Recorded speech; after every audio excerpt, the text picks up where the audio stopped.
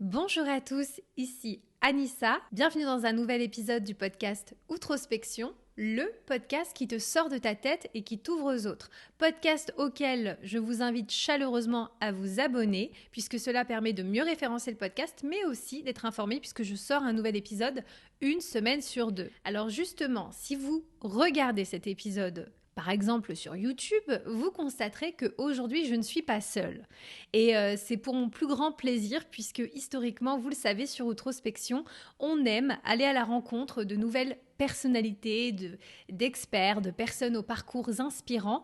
Et aujourd'hui, je ne vais pas vous mentir, je suis pas peu fière parce que j'ai une invitée, à mon sens, de marque. Alors bonjour à toi, chère invitée du jour.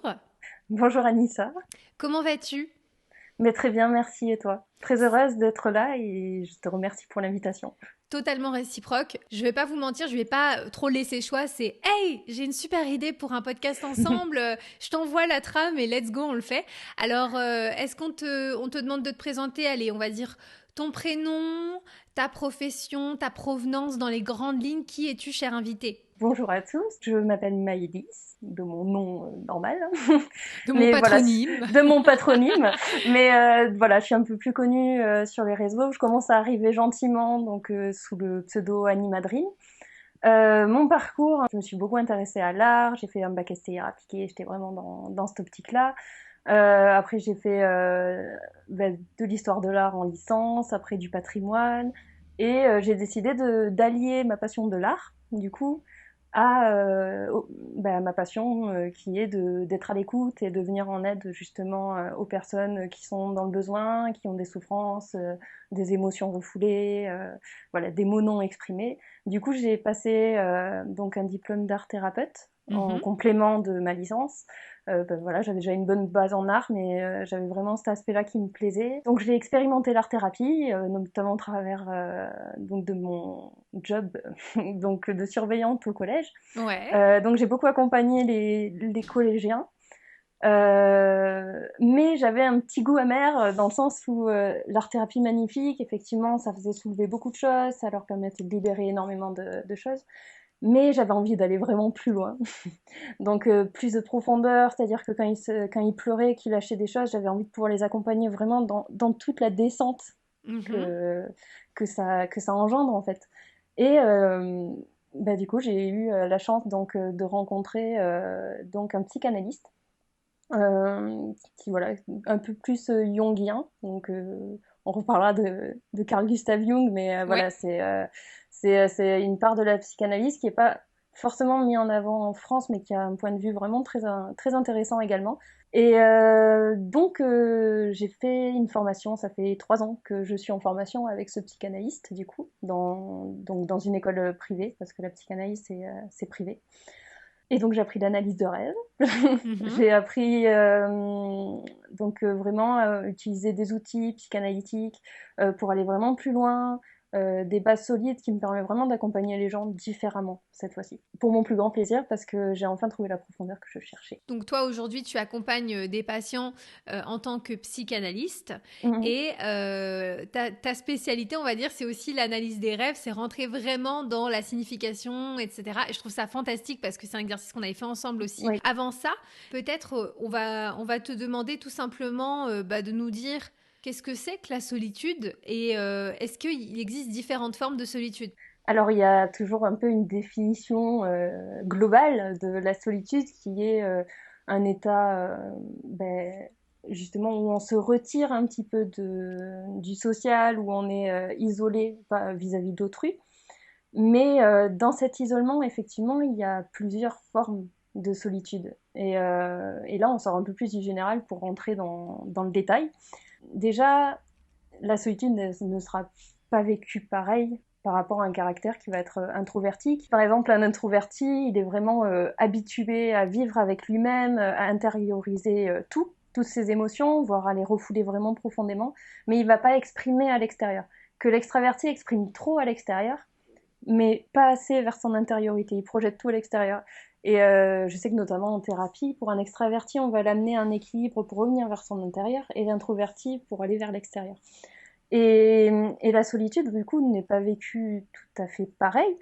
Mais en fait, on est seul, surtout à l'adolescence. Je sais qu'il y a beaucoup de personnes qui expérimentent la solitude à l'adolescence, dans le renfermement dans la chambre, en s'isolant des parents, il y a une forme de rébellion.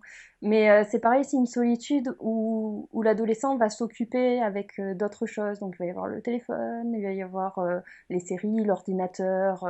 Donc c'est pas vraiment une solitude profonde, c'est être seul, effectivement. Mais on n'est pas encore dans la solitude dont on veut parler finalement aujourd'hui. La vraie solitude, elle fait peur. On se fuit énormément vis-à-vis d'elle. J'ai quelqu'un une connaissance qui a abordé justement la solitude et les raisons qui pouvaient nous effrayer dans cette solitude avec une belle vision, je trouve, dans le sens où, en fait, ça nous ramène au stade de l'enfant, de la punition, de l'abandon, quand on te dit pars dans ta chambre, va seul dans cette chambre, réfléchir sur toi. Ouais, c'est terrible cette phrase. C'est terrible cette phrase, parce qu'en fait, il n'y a pas un éveil à soi, la solitude n'est pas présentée comme quelque chose de beau, mais comme une punition, comme quelque chose de punitif. Et inconsciemment, l'enfant sait que s'il y a une solitude profonde, il reconnecte avec l'abandon, le rejet, toutes ces blessures enfantines en fait qui nous animent et qui sont dramatiques au final parce que dans l'éducation générale, la solitude c'est une punition, c'est pas quelque chose de beau en fait parce que c'est une belle chose. C'est elle contient un peu tous les secrets que qu'on ne veut plus voir, qu'on ne veut pas voir. La vérité sur soi, notre authenticité, elle est vraiment à trouver dans cette solitude. Et c'est quelque chose de merveilleux à faire. Mais c'est super intéressant parce que, hélas, comme tu dis, il y a aussi une perception de notre part que la solitude, c'est un endroit terrifiant où on veut pas être, on veut pas se trouver. Et en plus, c'est peut-être aussi un petit distinguo que j'aimerais faire à ce stade, c'est que évidemment, il y a les gens qui vont être seuls. Physiquement, géographiquement, etc. Et il y a des gens qui vont se sentir seuls. Et ça, indépendamment de leur situation géographique ou du fait d'être entourés. Et en fait, après, on rentre dans le caractère solitude choisie, solitude subie. Et aujourd'hui, on va encore plus profondément, les amis, ceux qui m'écoutent encore, c'est que je cherche, moi qui suis un peu une sauvage, hein, je le reconnais, j'aime bien ma tranquillité, j'adore passer du temps tranquille, pas avec les gens, je ferai pas des vacances avec une bande de 15 potes, par exemple. Mais je me suis moi-même interrogée sur... ok, je crois que je suis quelqu'un qui aujourd'hui accepte sa propre compagnie. Je crois que je suis quelqu'un qui est relativement à l'aise avec le fait d'être seul, de faire des activités seul. Je peux m'inviter au resto, boire un verre. Mais est-ce que je suis vraiment à l'aise avec le fait d'être seule, sans distraction, sans rien? Et là, en fait, je me suis rendu compte qu'il y avait un autre niveau de solitude qui peut-être me faisait un peu peur parce que, ok, faire de l'introspection pour moi, c'est une première étape, tu vois, le fait de réfléchir sur moi-même, de m'interroger. Mais en fait, il y a toujours quelque chose qui me ramène aux autres, tu vois, mon téléphone. La télé, les séries, tu vois, même si je suis seule, complètement comme un rat mort, j'ai toujours des choses qui me ramènent aux autres. Et je me suis rendu compte que finalement, peut-être que c'est ça la vraie solitude qui fait peur à tout le monde, parce qu'il y a plein de gens qui sont hyper autonomes, hyper indépendants, mais est-ce qu'on est tous capables vraiment de faire face à cette face-là de la solitude? Alors, on est tous capables, on a tous la capacité à le faire, mais c'est plus une question de volonté, de se retrouver face à elle, au final, qui est la question. En fait, la solitude fait peur, alors c'est intéressant parce que l'humain a quelque chose de merveilleux, c'est qu'à la fois il aime son indépendance, il aime être seul, mais à la fois il ne supporte pas la solitude. Ouais. Vraiment, la solitude profonde, il la supporte pas parce que ça ramène à des choses aussi très ancrées. On sait voilà, on sait que malgré tout ce qu'on pourra vivre et toutes les choses qu'on pourrait avoir autour de nous, on sait que notre finalité, elle se fera seule. Le départ de cette terre se fera seul. Et ça a une connotation vraiment, vraiment triste, un peu amère et ouais, un peu nostalgique, mélancolique. Il y a vraiment quelque chose ben, un peu qui gravite autour de ce mot solitude, pas forcément très positif, quoi. Je pense que l'homme et l'humain en général a vraiment ce besoin de se sentir aimé ou reconnu. Et au bout d'un moment, la solitude, et ça je l'ai vu aussi expérimenter, que ce soit avec les patients, c'est pas pour rien qu'il y a des patients, qu'il y a des psys, la solitude a ses limites. C'est-à-dire que on peut arriver à un travail sur soi d'introspection très fort, mais on a besoin de l'autre pour aller plus loin tout le temps parce qu'il y a des choses qu'on ne peut pas voir seul en fait. Donc c'est impossible. On ne pourra mettre toute la volonté du monde dans ce travail sur soi. C'est l'autre apporte vraiment un regard et un recul que on ne peut pas développer.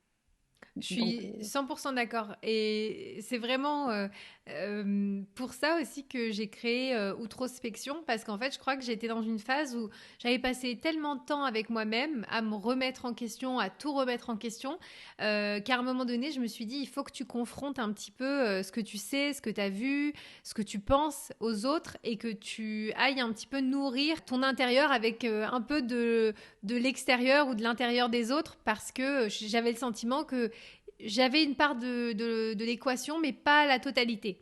complètement. Et puis la diversité, l'échange avec l'autre, c'est un cadeau en fait. Même dans les choses les plus sombres qui nous arrivent et qui peuvent se présenter, il y a un apprentissage magnifique qui se fait.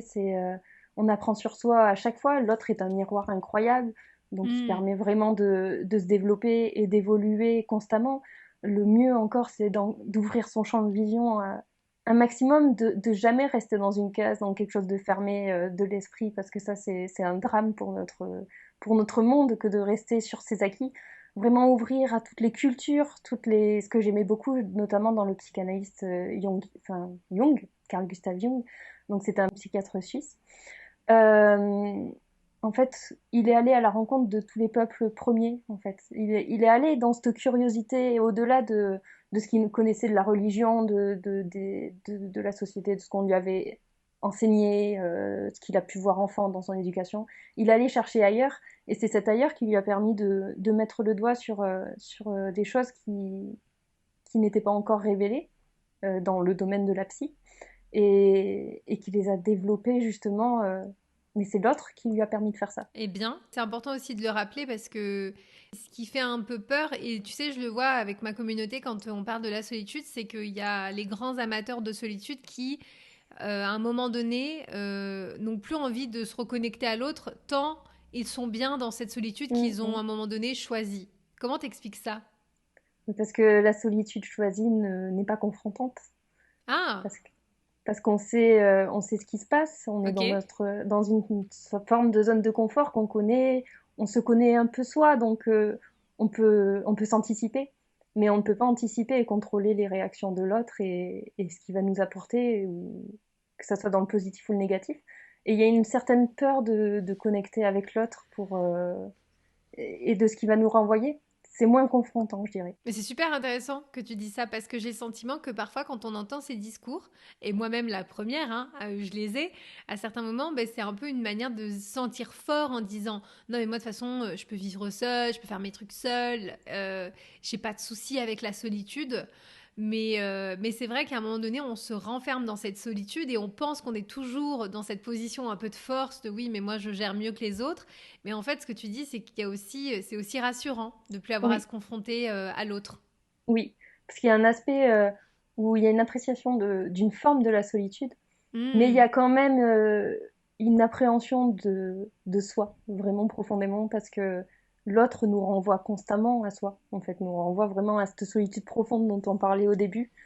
Et, euh, et en fait, je pense que quand on se coupe un petit peu de l'extérieur, c'est parce qu'on a peur justement que l'autre nous ramène sur nous-mêmes et sur ce qu'on n'a pas envie forcément de voir et d'aller chercher. Et tu penses que si on retire toutes les distractions, tous les divertissements et qu'on se confronte véritablement à nous-mêmes, euh, quel est le bénéfice en fait? Parce que autant ça nous fait peur, mais est-ce que c'est véritablement utile? Est-ce qu'on peut être heureux sans en arriver à cet extrême-là en fait? Le bénéfice, il est tout simplement de se connaître soi et de pas se faire envahir et contrôler parce que dans la solitude, il y a tout ce qui sommeille dans l'inconscient également, tout ce qui est refoulé qu'on le veuille ou non, ça a un impact sur notre vie. Ça va être, on va s'énerver pour un truc qui a pas lieu d'être. Ça va prendre des ampleurs terribles alors que c'est pas grand-chose au final. Ça va être une sensation d'angoisse, quelque chose qui va nous prendre vraiment au niveau du plexus. Ça va être une compensation alimentaire. Ça peut être vraiment toute forme de compensation, des achats impulsifs. Et dans cette solitude, il y a la clé en fait de ce refoulement parce que il agit dans notre quotidien, forcément. Il est actif dans notre quotidien, mais on ne veut pas aller chercher la source et en fait, on vit avec les symptômes constamment, mais la source se trouve dans la solitude et dans le fait vraiment d'aller chercher dans la racine profonde de pourquoi je suis comme ça et pourquoi tout ça, ça se manifeste, pourquoi je ressens ça d'un coup.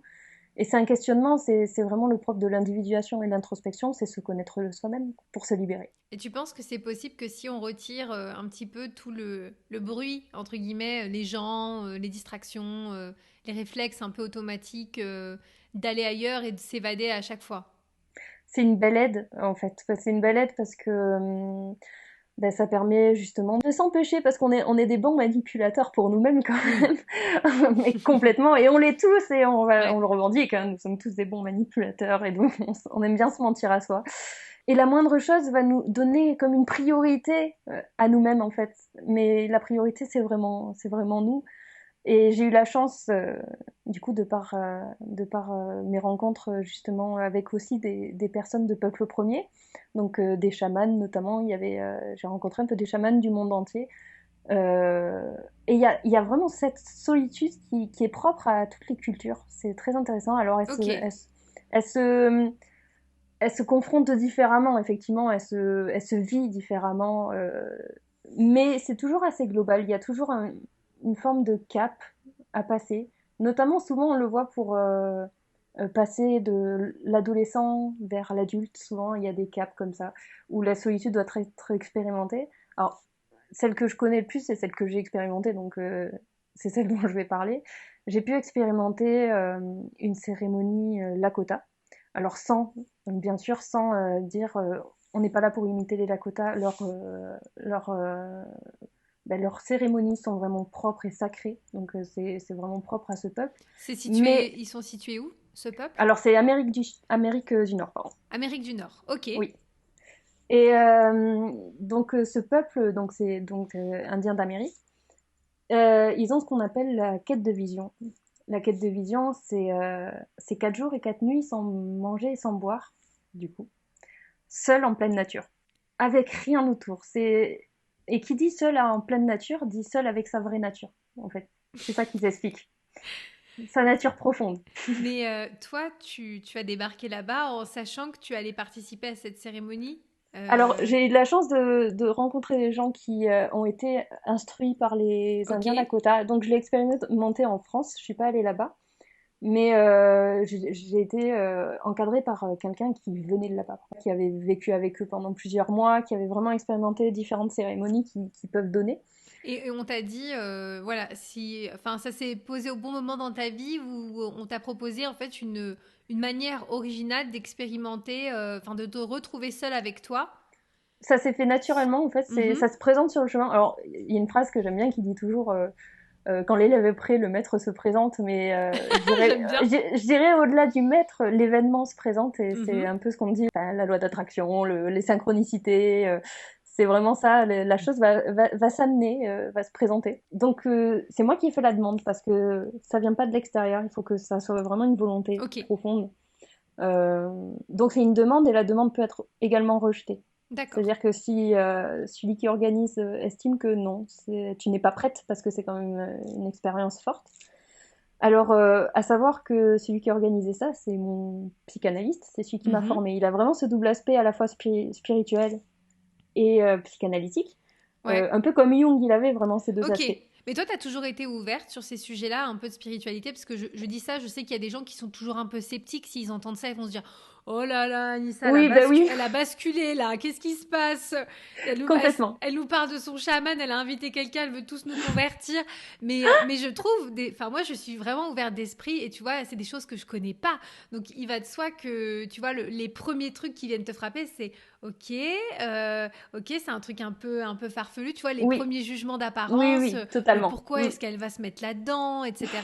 Mais il se trouve que toi, quand tu as vent de cette cérémonie, tu étais déjà aussi dans un état d'esprit où tu étais ouverte ou est-ce qu'il y a... C'est quand même un truc qui aurait pu être accessible à quelqu'un qui pourrait être sceptique. C'est ma question. Alors, c'est quelque chose qui peut être abordé par quelqu'un de sceptique dans le sens où, en fait, tout dépend de la façon dont on veut l'aborder. Il y en a effectivement qui, donc vachement dans la spiritualité, le chamanisme, mais presque dans la recherche d'être sauvés. Et ça, souvent, Mhm. c'est compliqué parce qu'ils projettent leur besoin d'être sauvés à l'extérieur, alors que il y a que nous-mêmes en fait qui pouvons vraiment nous sortir. Le but, c'est de devenir autonome, pas de devenir dépendant d'un meneur, d'un chef, que ce soit un gourou. Enfin, effectivement. Et c'est vrai qu'il y a malheureusement énormément de personnes qui se mettent dans cette position et qui vont venir effectivement un peu entacher la notion de spiritualité. Oui, Mais vraiment la plus belle spiritualité, c'est celle à l'intérieur de nous-mêmes. C'est juste se reconnecter avec l'essence même que nous sommes en fait. c'est ce que C'est je ça la vraie crois spiritualité. du plus profond de moi et je sais que c'est toujours quelque chose qui est aujourd'hui très connoté et ça fait peur parce qu'on se dit oula. On a viré et en Ça fait fait secte souvent, c'est vrai. exactement et mais parce que aussi des fois c'est représenté par des gens qui sont quand même un peu chez père Complètement. et qui veulent t'emmener dans leur délire et t'as envie de dire attends parce que moi je sais qu'il y a plein de gens qui m'écoutent sont très cartésiens tu vois Mm, mm. c'est très ok peut-être qu'à un moment donné je suis mal dans ma vie que je me sens j'ai du mal à être seule avec moi-même mais j'ai pas envie qu'on m'emmène dans un truc trop farfelu je veux qu'on m'explique qu'est-ce que je vais faire concrètement. Et à noter vraiment que la vie n'est que faite de nuances en fait. C'est-à-dire qu'on n'est pas il n'y a pas d'extrême, et ça c'est difficile à appréhender parce qu'on vit souvent dans les extrêmes, Totalement. un coup positif, un coup négatif. Et c'est pas parce qu'il y a de la spiritualité qu'il y a forcément un gourou, une secte Oui. derrière. C'est tout, ça fait partie d'un extrême, et ça existe, il y en a. Ça c'est vrai que, et c'est ce qui vient, c'est les extrêmes qui souvent entachent un petit peu nos visions, notre vision du monde et la vision des choses et ouais, qui vient un peu modifier notre jugement et un peu nos idées reçues. En fait, toujours garde en tête, je sais que je ne sais pas et que je ne sais rien. Vraiment, essayer de rester ouvert. Et moi-même, j'étais dans cette démarche au départ de vouloir trouver quelqu'un qui allait me sauver parce que avant de connaître la psy, j'avais l'impression que j'allais rencontrer quelqu'un et que il allait me Mhm. sauver et me guérir immédiatement, instantanément. Donc je me tournais effectivement vers du développement personnel, des choses un petit peu plus légères. Mais en fait, je me suis rendu compte qu'il y avait beaucoup d'apparence aussi dans ça et que la Oui. profondeur n'y était pas. Et notamment la notion du pardon, on disait toujours oui, il faut Mm. apprendre à pardonner et tout. Mais j'ai vraiment compris et connecté la notion du pardon, par exemple, avec la psychanalyse. Le pardon, mais il est pas forcément beau, en fait, il peut être très douloureux. Le pardon, la première fois que j'ai expérimenté le pardon lors d'une thérapie de groupe, justement, pendant les études de psy, j'étais en pleurs, j'étais en colère, je hurlais, mais j'avais reconnecté avec l'enfant qui est trouvé injuste, qui a vraiment tout lâché. Et tant que l'émotion profonde n'est pas lâchée, c'est impossible de pardonner. Donc dire juste je te pardonne sans avoir lâché aucune émotion, on est vraiment dans les apparences. Et c'est pareil, toutes les choses un peu, voilà, les expériences de cérémonie ou de choses comme ça qui peuvent être, c'est un outil. Mais les gens l'abordent différemment. Vous pouvez l'aborder complètement dans les apparences. Oui, je vais avoir une vision sur moi, je vais découvrir tout, rester dans les apparences. Tout dépend, voilà, de votre démarche. Et vous pouvez l'aborder d'un point de vue beaucoup plus profond. Ok, je fais ça parce que j'ai besoin de savoir ce que ça fait d'être seule, de me confronter seule à la nature, parce que je ne me connais pas là-dedans. Je ne sais pas ce que je suis. Donc, c'est vraiment, moi, je vais aborder plus dans cette deuxième démarche, en fait. Vraiment de me dire, ok, bon, en plus, sans manger, sans boire. Ok, bon. Là, on me coupe vraiment. Mais c'est super intéressant parce que moi, je sais que visiblement, je suis mauvaise quand je suis fatiguée, quand j'ai faim et quand j'ai froid. Avec ma copine Pauline, on appelait ça les 3 F. Et là, c'est zone rouge. Quand les trois sont attaqués, je deviens une autre personne, elle devenait une autre personne. Mais c'est pour ça que c'est super intéressant. Tu dis dans la nature, sans manger, sans boire. Euh, Et c'est connecter cet autre visage que nous fuyons constamment. Bah ouais. Pourquoi il existe ce visage? C'est qu'il a une raison. Il a une raison d'être, une raison d'existence. Et en fait, on va tendance à le vouloir l'apaiser en lui donnant ce qu'il a besoin. Et là, c'est une coupure complète. C'est vraiment... après, pas besoin de le faire en cérémonie, mais c'est vraiment quelque chose à faire dans un cadre avec des personnes de confiance. Mais se permettre au moins une fois dans sa vie d'expérimenter ça, euh, ça apporte une autre vision. Je me rappellerai toujours aussi des apparences.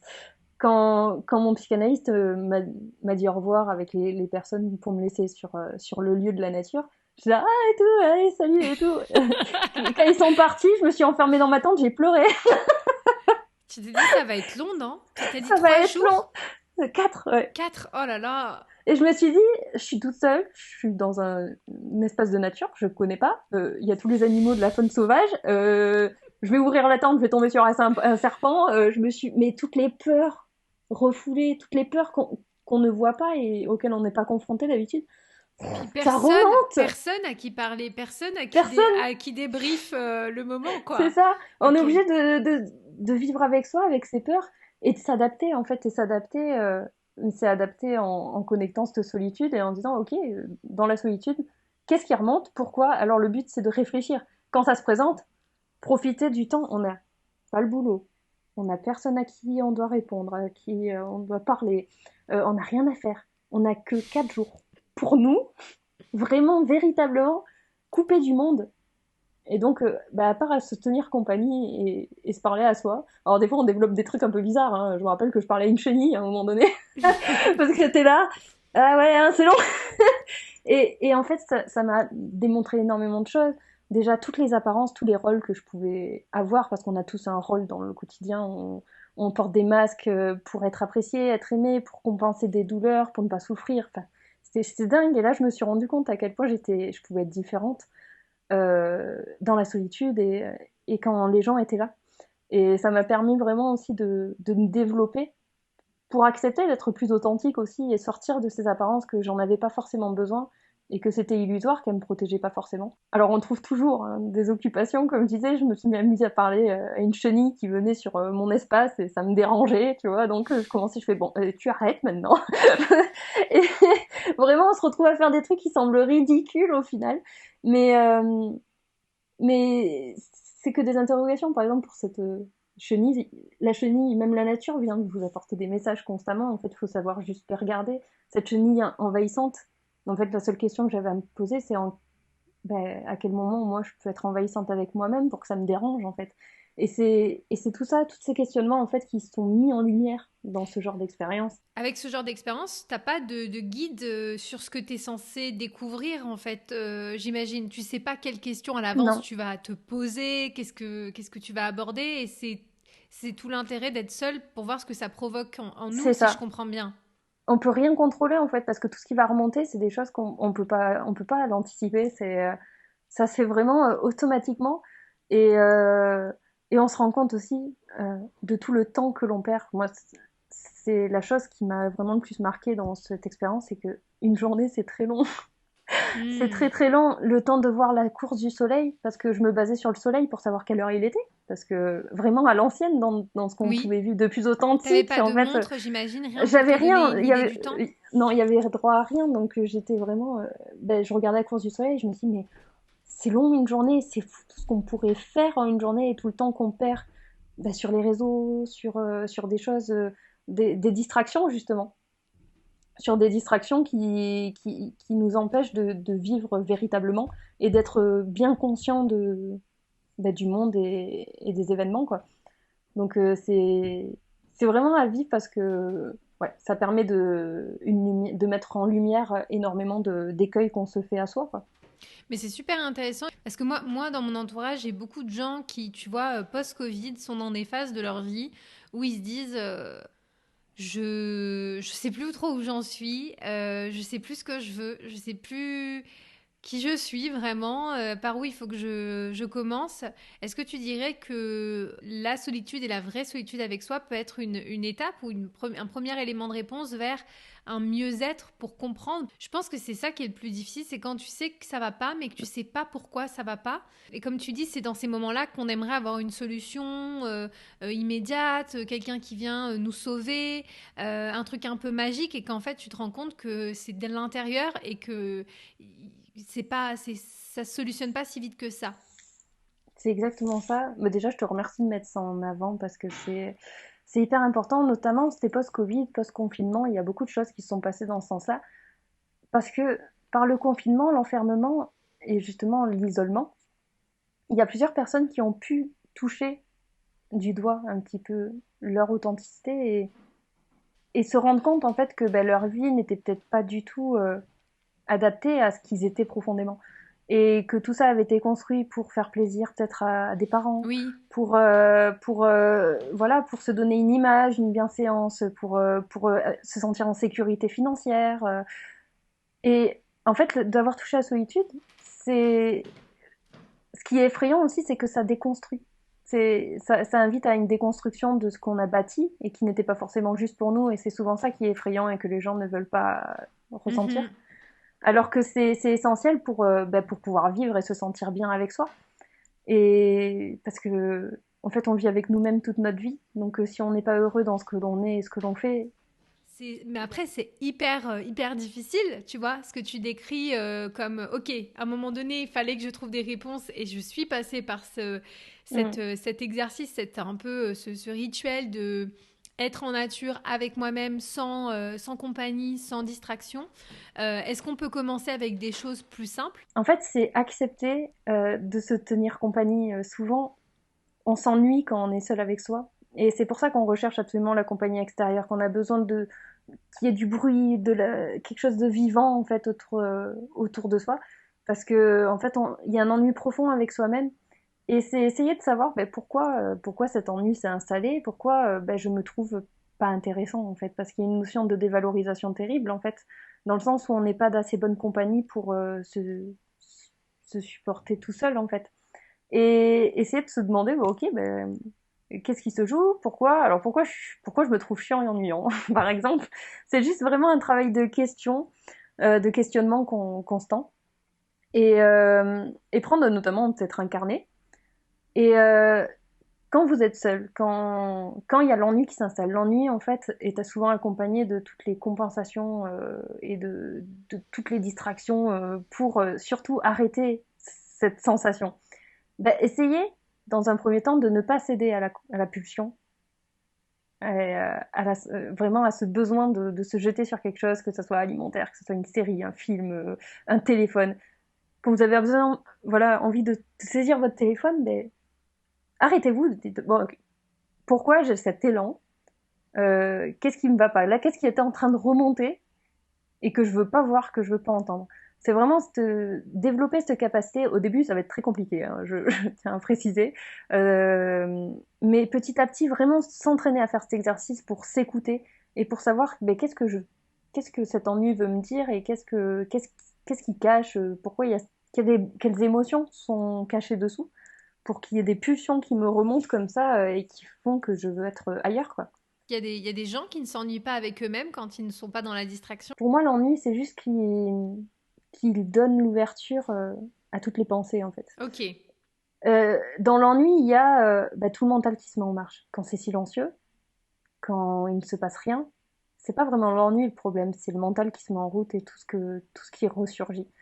Et la vraie peur profonde pour tous, et je pense qu'on a tous en commun, et qui nous réunit dans cet ennui, c'est la peur de souffrir. J'ai pas envie de ressasser le passé, j'ai pas envie d'aller voir les blessures, j'ai pas envie qu'elles remontent parce que j'ai assez souffert, j'ai assez donné par le passé, et j'ai pas envie que ça me reprenne, j'ai envie d'avancer, d'aller de l'avant. Et, et c'est vraiment, c'est louable hein, de vouloir aller de l'avant et non, c'est bon, le passé, ça appartient au passé. Moi, j'ai rencontré beaucoup de personnes qui me disaient, mais la psy, à quoi bon remuer le passé? Ça sert à rien, à part se sentir mal. Faut avancer, faut. Mais en fait, non, parce que quand on avance, on refoule. Et comme disait Jung, justement, c'est que tout ce que je refoule un jour se défoule, dans le sens où, que vous le vouliez ou non, ça va réémerger sur des choses banales ou dans des émotions. Ça va vous prendre. Et les burn-out, les dépressions, tout ça, c'est des états de trop, de rigidification en fait de l'esprit, justement, pour empêcher de contrôle terrible, pour empêcher l'ennui, pour empêcher tout ça. Et au bout d'un moment, ça craque parce qu'en fait, ça ne peut plus tenir. Il y a un burn-out, il y a une dépression, et les dépressions sont faites pour immobiliser un petit peu la personne, le mental, l'esprit, pour se donner cette opportunité de dire, ok, là, il y a vraiment un truc qui va pas bien dans ma vie. Ouais. Moi, tu sais, je l'apprends tous les jours depuis mon burn-out. En fait, je suis en train de comprendre des trucs qui, comme tu dis, ont une origine qui est tellement vieille, qui explique que c'était presque couru d'avance que j'allais me retrouver dans cette situation, tant je n'avais absolument pas mis de la conscience sur ces choses-là. Et en fait, c'est aussi pour ça que j'aimerais rendre à la psychanalyse, et on parlera un petit peu, juste pour ceux qui connaissent pas rapidement, des différences, parce que vous sachiez, les gens connaissent énormément Freud, et voilà, il y a aussi peut-être parfois une connotation assez péjorative de la psychanalyse, parce qu'on pense au psychanalyste qui fait des tu sais, qui t'écoute pas vraiment, alors qu'en réalité, moi, c'est vrai que je suis plus de la branche aussi Jung pour ce que j'en connais. J'apprécie aussi cet aspect, aller justement créer du lien par rapport à des choses, parce que ça nous laisse une empreinte, et en fait ça explique aussi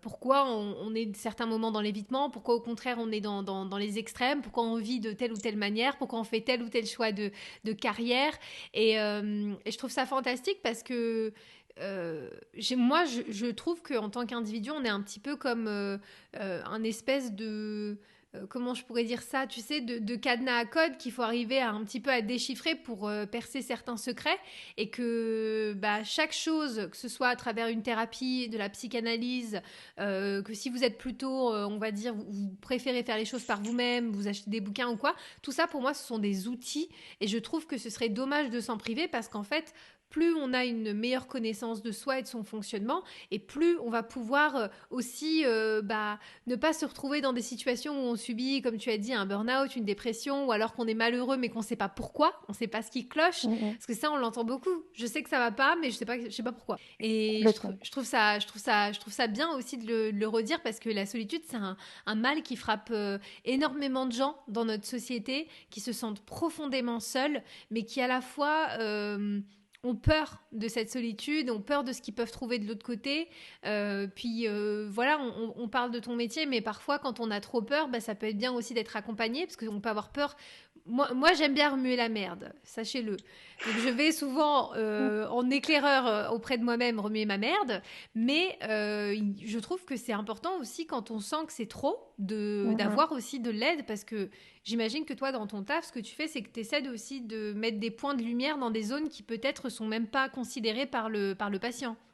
Complètement, le but en fait déjà, c'est dans la psychanalyse jungienne par exemple, c'est on joue beaucoup sur les associations, on fait beaucoup de liens effectivement. C'est vraiment plus dans la discussion, c'est pas du tout dans la même démarche qu'une psychanalyse freudienne par exemple, qui est plus connue justement, comme un peu tu la décrivais justement. Et le but c'est en fait c'est d'accompagner l'autre, de le reconnaître déjà dans le fait qu'il a été victime, parce que le point de départ déjà pour guérir, c'est de reconnaître qu'on a été blessé et qu'on a été victime à un moment donné.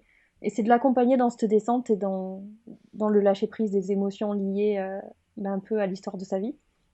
Mais pas le maintenir dans ça et lui dire mais regarde un peu par là-bas, est-ce que tu vois ça déjà, il y a l'espoir, mais aussi l'aspect de compréhension qui va te permettre non pas de guérir, parce qu'en fait, il y a quelque chose qui est très important, c'est qu'on ne guérit jamais vraiment de ses blessures, mais on apprend à les dépasser. Et le but d'une psychanalyse, c'est vraiment d'apprendre à des outils, une compréhension de soi pour dépasser les choses et non pas les guérir, parce qu'elles font partie de nous, et c'est ce qui nous a construit aussi, ça a forgé notre identité. Donc elles sont importantes, et elles sont belles dans certains aspects. Et c'est juste apprendre à remettre une vision belle et savoir en fait ce qu'elles nous ont apporté, qu'est-ce qui nous a permis d'en arriver là, pour vraiment réparer complètement l'aspect négatif de l'expérience. Et pourquoi toi t'es pas allé te former dans la psychanalyse Freud? Alors, ça s'est présenté comme ça. Okay. J'ai fait confiance un petit peu à ce qui se présentait, et de suite j'ai compris que Jung et moi, ça allait être une bonne histoire. Une bonne histoire. Déjà, dès les premiers instants, j'ai compris que Jung était le précurseur de l'art-thérapie. Donc, il n'y a pas de hasard. J'ai fait Hmm. ah bah d'accord, je suis rentrée par la porte art thérapie et en fait bah, tout s'est Qui revient déroulé. d'une manière ou d'une autre, en Ça fait. revient Ok. d'une manière ou d'une autre et j'aime bien utiliser l'art thérapie un peu comme j'aime pas dire les devoirs, mais comme outil Oui, supplémentaire pour d'une séance à l'autre, parfois quand c'est nécessaire, pour aller encore plus loin dans la démarche et dans le travail pour aider l'autre à trouver une astuce pour bah, expérimenter ou exploiter du coup le sujet qui a été abordé pendant la séance. Et je sais que souvent c'est un support supplémentaire qui aide beaucoup quoi. Notamment pour les enfants. Alors souvent c'est les enfants et les adolescents qui ont besoin de quelque chose d'un outil où on vient détourner un petit peu le oui. sujet central et ça permet d'adoucir aussi et d'être un peu plus léger parce que le but c'est de sortir aussi du drame de retrouver un petit peu un recul et une stabilité émotionnelle quoi. Très bien, super. Eh ben, merci pour les précisions. Autre volet un petit peu de ton activité dont on n'a pas trop parlé, c'est que depuis quelques temps, tu t'es lancé aussi sur Twitch. Oui. C'est assez improbable pour ceux qui connaissent pas très bien la plateforme. Finalement, sur la chaîne Animadream, vous retrouvez des lives finalement où toi-même tu animes des sessions un petit peu d'information, de questions-réponses autour de la psychanalyse. Comment ça se dessine un petit peu ton contenu sur Twitch? Alors justement, donc je me suis lancée dans le Twitch game, comme on dit. Alors je me suis dit, alors je sais pas où je débarque, mais on va tenter. J'avais envie de partager. En fait, là, c'était vraiment un partage. Je me suis dit, purée, j'ai compris plein de choses pendant mon travail personnel, pendant les cours, et j'ai envie de partager des choses, mais de façon généralisée, avec les gens. J'ai envie de transmettre. Maintenant, je suis à ce niveau-là. Et je me suis dit, ouais, Twitch, bon, de ma connaissance, il y a un peu que des jeux vidéo, mais je me dis, bah, ça peut être intéressant aussi parce que je sais que, pour l'avoir vécu, je sais qu'il y a beaucoup de personnes qui passent du temps sur ce genre de plateforme aussi. On parlait de solitude, mais parce qu'il y a une profonde solitude, parfois un gros mal-être. Et donc, il y a une recherche de connexion avec des personnes souvent fictives parce qu'elles sont plus accessibles avec les réseaux sociaux de nos jours. Et je me suis dit, ben, peut-être, et je me considère comme étant rien de particulier, mais je me dis, si j'apporte quelque chose de positif à quelqu'un, ben, j'en serais heureuse, et si ça peut aider, ben, tant mieux. Et j'en suis vraiment à ce stade, non pas que je veux prôner une information, parce que comme je dis toujours, j'ai zéro vérité absolue, il n'y a pas de vérité absolue, il y a plusieurs formes de vérité selon notre éducation, notre vécu, nos origines, c'est voilà, il y Bien a sûr. rien d'arrêté, mais juste partager ben, moi mon expérience, mon point de vue, et voilà, venir éclairer sur certains points, sur certaines notions, parce que pour moi c'est magnifique de pouvoir donner les clés aux autres pour être autonome et s'en sortir en fait, et c'est ce que font trop peu de personnes, comme s'ils ils voulaient garder le bénéfice du pouvoir de contrôle et de c'est moi qui sais et du coup t'as besoin de moi. Et c'est quelque chose contre laquelle je veux vraiment lutter pour rendre les gens libres en fait. C'est libre d'être eux-mêmes et libre de soi pour comprendre tout ce qui se joue. Et je rêverais alors dans un monde merveilleux que dès le collège soit proposé et non imposé bah, une possibilité de faire une heure de psychanalyse, de compréhension sur soi bah, dans les écoles en fait, mais proposé, pas forcément voilà imposé juste pour donner cette chance-là, en fait, de se comprendre, parce que ce qui fait du mal, c'est de ne pas se comprendre, en fait. Et dès qu'on se comprend, il y a un truc qui se passe. L'esprit s'ouvre et même le regard, on sent qu'il y a une lumière qui est faite, et c'est vraiment, on le sent physiquement. Et ça, c'est d'un apaisement immense, quoi. Alors, effectivement, sur Twitch, par contre, je fais de l'information, comme tu disais. Effectivement, pour les thérapies individuelles, c'est-à-dire que je ne vais pas faire du détail, parce que le but, c'est que tout le monde puisse participer, que tout le monde se sente à sa place, et pas de focaliser sur une personne et du coup oublier le reste du live. Euh, pour les thérapies individuelles, du coup, ben, forcément, si la personne veut, c'est aussi une possibilité ben, qui s'offre de venir en thérapie avec moi. Alors, il n'y a pas de délai obligatoire, mais voilà, si la personne veut en savoir plus pour elle-même, il y a vraiment ce choix qui est proposé pour rester sur Twitch vraiment dans une espèce de généralité juste d'accompagnement. Alors effectivement, je fais pas que de la psy, j'essaie de varier pour que ça soit Oui, bien plus sûr. léger. Très bien, ce sera le mot de la fin. Encore un énorme merci à toi pour ta participation.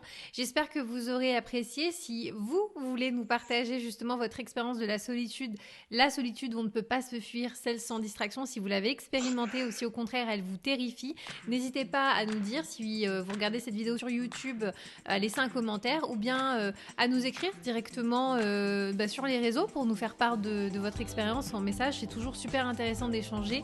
Nous, on va se retrouver dans 2 semaines pour un nouvel épisode du podcast. D'ici là, prenez soin de vous et bisous à vous et bisous à toi. Bisous. À bientôt, ciao. Ciao.